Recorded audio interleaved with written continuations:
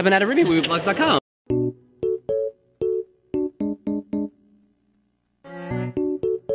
18 countries will sing in the second semifinal of Eurovision 2018. Tonight is the jury show. Then let's do this!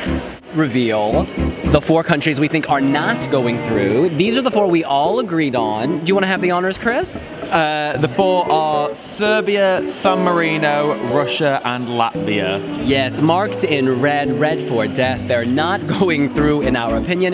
And that leaves 10 songs up for grabs. Raise your hand if you think Romania is going through. Oh, okay, so Hader, please speak. I think that Romania was a song that we had written off completely beforehand, and because we just didn't like the song. And then the staging happened, and then we were like, oh, something can happen. They could get through. But then, last night, Croatia happened, and Franca happened.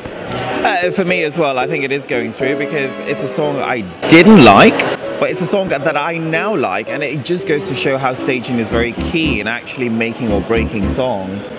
Yeah, I think that the difference between this and Franca is this actually moves and it changes things up a bit more, I think. I think that it's Romania, they always qualify more or less, so I think that it's a given almost with Romania. Oh, we said that like about Azerbaijan. Yes, in any case, and 3 of us thought Denmark was going through. Who was that? Oh, all of us except for Devin. Please explain. Oh, I like it. I think it's a brilliant song, but I just think that there's 10 other songs that offer a different flavour, and I think might just sit Denmark out of the top 10 slightly. I think this is on the bubble for sure. There are a few on the bubble for me. This is definitely on the bubble. I don't think it's a guarantee, but I said that it's going. Who said that this is going through? All y'all but me. Now look, I think Waylon's an amazing performer. I think that normally I would put this through, but it's on the bubble for me again. And I was debating between this, Denmark, and a few others. It just seems very clunky and chaotic. The word is chaotic, and they've toned down the dancing, but it also feels a little flat, so it should. I mean, Waylon is an outsider in this competition. Yes, he came second, but he is an outsider in terms of the kind of music he's bringing into the competition. And I like the juxtaposition of that style of country music.